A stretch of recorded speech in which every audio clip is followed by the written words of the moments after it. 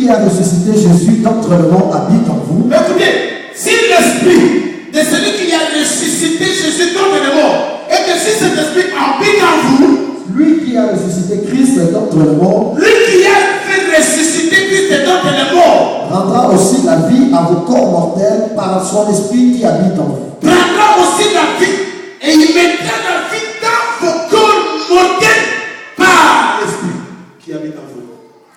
Ainsi donc, frères, Ainsi donc, voilà maintenant il commence à conseiller. Ainsi donc, frère, nous ne sommes point redevables à la chair. écoutez, nous n'avons rien à donner à la chair. Tu n'as pas une dette de la chair. Ah. Parce que quand la chair vient comme une créancier, te faire voir que tu as ma dette. Quelle est la dette de la chair? C'est de pousser à commettre le péché. Et Paul dit que nous n'avons rien à devoir à ce corps. Ce corps ne peut pas nous réclamer quelque chose. Amen. Mais voilà combien le cœur te réclame la publicité. Le cœur te réclame le vol. Le corps te réclame le mensonge. Tout ce que tu fais, tous les péchés que tu fais, c'est le corps qui te pousse à le faire. C'est-à-dire toi, tu as quelque chose que le corps peut réclamer à toi. Pourquoi? Parce que tu n'as pas d'esprit. Nous ne sommes point redevables à la chair pour vivre selon la chair. Non, nous ne sommes point redevables. Nous n'avons rien à donner à la chair pour lui obéir.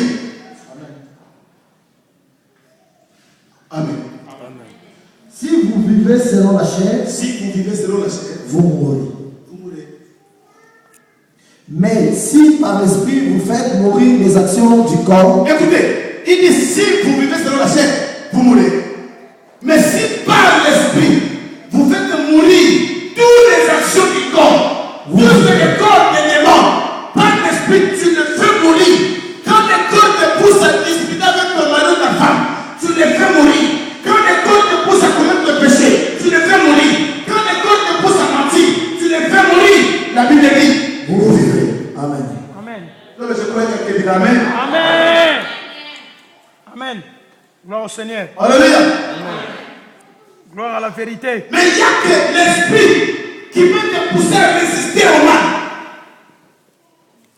Des fois, quand l'esprit, tu n'as pas l'esprit, le diable vient. Non, mais écoutez, mais quand on va dire que t'es pas comme ça, il faut crier. Non, tu ne laisses pas les temps. Non, mais on est en France, on n'est pas en Afrique. Quand il parle, tu parles aussi. Quand il parle, tu cries aussi. Non, tu ne cries pas sur moi. On n'est pas en Afrique. Non, mais écoutez, quand tu fais ça, toi aussi tu dois le faire. Quand il donne à sa famille, tu donnes aussi. Quand il fait ça, tu cries aussi. Parce qu'on est égal. Ça, c'est quel esprit qui te pose de dire ça? Parce que l'esprit du Seigneur n'est pas en toi. Et cet esprit n'a pas encore tué tous les désirs de la chair que tu es. Parce que ce qui pousse à la femme de devenir égal à l'homme, ce n'est que la chair. Est-ce qu'on peut dire Amen? C'est pourquoi la chair a ramené toute une nation entière à l'émancipation de la femme. Pourquoi? Parce que ce corps a quelque chose à devoir. Parce que ces hommes-là, ces églises-là, ont quelque chose à devoir à la chair.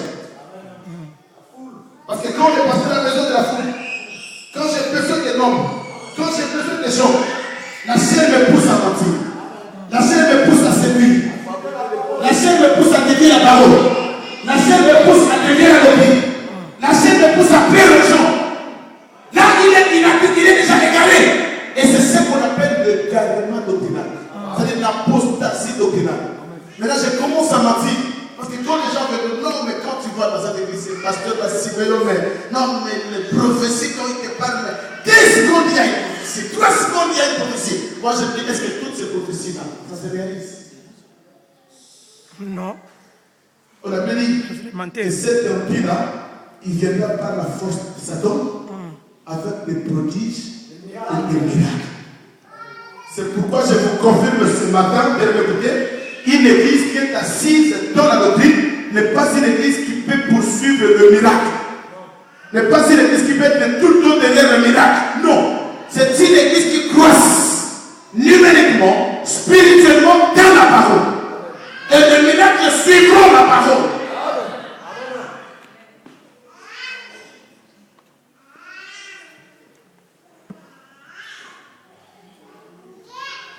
Alléluia.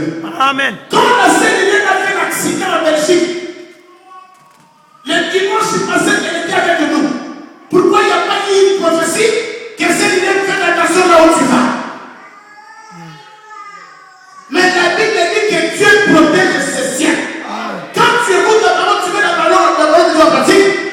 tu as accompli le merveille de Dieu, et la Bible dit que Dieu envoie ses anges.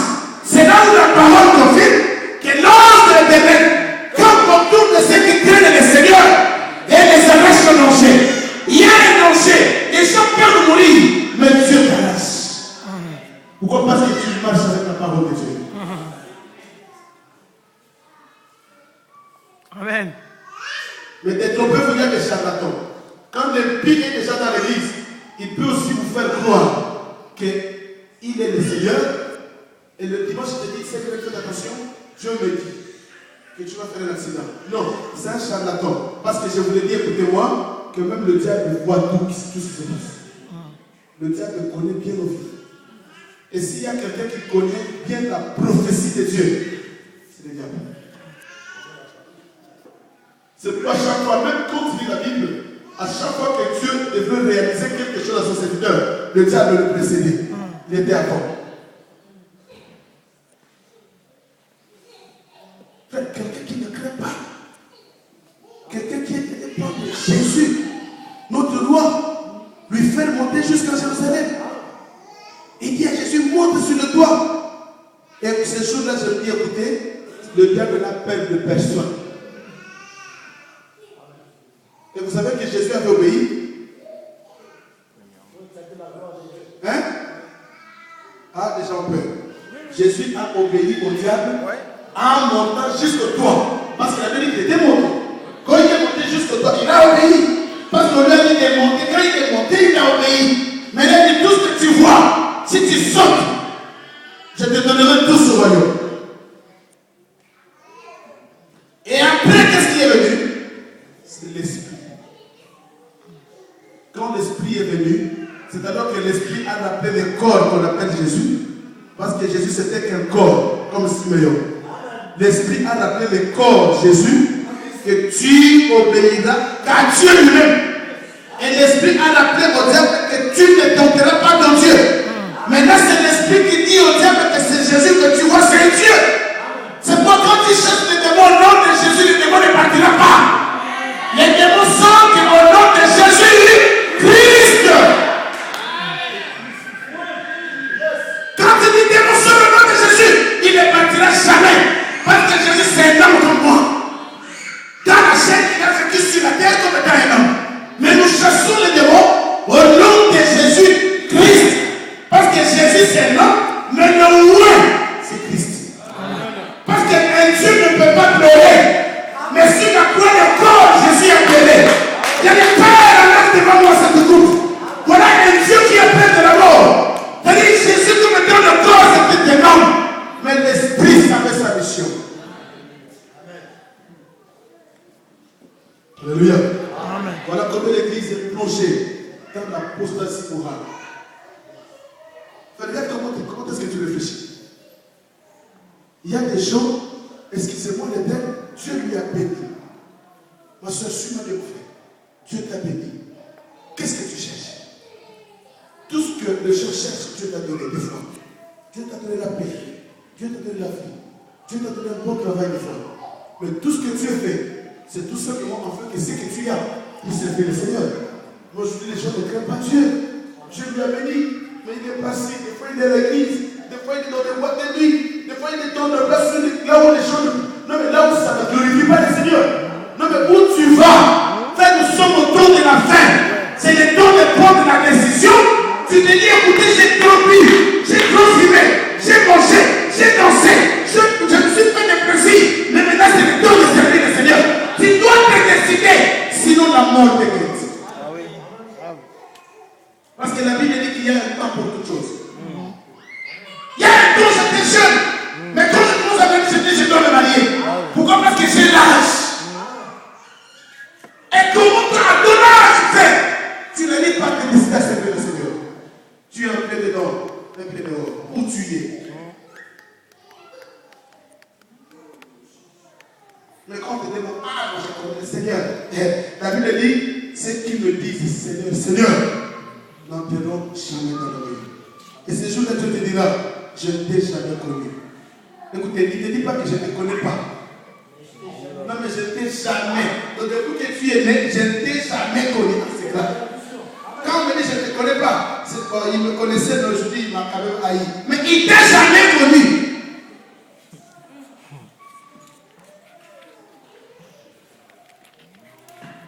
C'est pour moi quand je prie, je dis, Seigneur, est-ce que tu me connais, Seigneur? Non, je demande à Dieu s'il m'avait connu. Parce qu'il a dit, ceux qu'il avait connus avant, il les a pris. Hein? Ceux qu'il avait connus avant, il les a pris. Et ceux qu'il avait connus, ce sont ces choses par lesquelles leur nom est inscrit sur le livre de la vie. Voilà ce qui est important.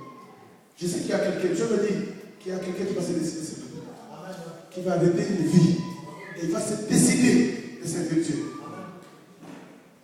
Si c'est toi, gloire à Dieu, parce que Dieu t'a donné l'amour de la parole. Dieu t'a donné l'amour de la vérité. Si c'est toi, gloire au Seigneur. Acclamons très fort le roi de Dieu.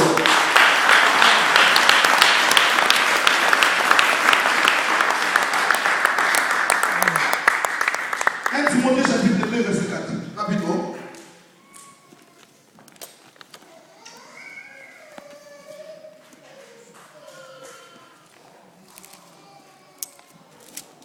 J'ai dit la parole de Dieu dans le livre de 1 Timothée, chapitre 1, verset 4. Au nom de Seigneur Jésus-Christ. Amen. Qui fait que tous les hommes soient sauvés et parviennent à la connaissance de la vérité. Voilà. Voilà la vie de Dieu.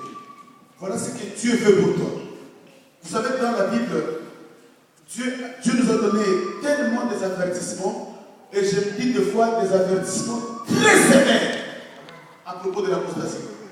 Parce que Dieu sait qu'avant que le pire arrive, d'abord il doit chercher à égarer les gens.